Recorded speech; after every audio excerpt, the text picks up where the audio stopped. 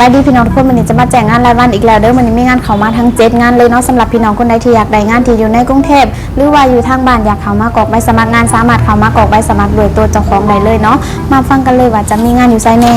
งานที่1จะเป็นงานแม่บ้านโฮมงานไปกับเงินเดือนจะเริ่มต้นอยู่ที่ 13,000 บาทบอนเฮ็ดงานนี่แม่นอยู่พุทธมณฑลสาย2มีในมีม้า6ตัวเนาะหน้าที่ก็คือเฮ็ดดูแลเฮ็ดนาทีดูแลหมาอย่างเดียวให้อาหารหมาเนาะเขางานนี่8:00 นเลิกงาน 17:00 นและงานที่2จะเป็นงานผีเลี้ยงน้องเงินเดือนเริ่มต้นอยู่ที่ 15,000 บาทบอนเฮ็ดงานนี่แม่นอยู่ราชพฤกษ์มีนายจ้างหาคนบ่มีสัตว์เลี้ยงเฮ็ดนาทีเบิ่งน้อง2คนอายุ4ปีถึง6ปีดูแลทุกอย่างในสวนของน้อง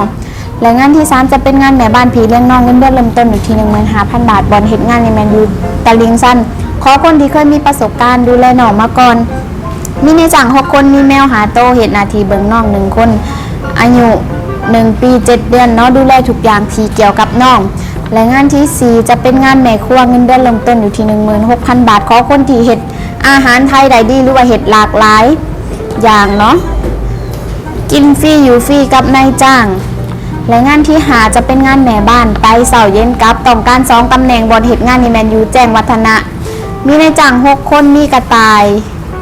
ดูแลให้อาหารเขานำเนาะกระต่ายในบ้านนายจ้าง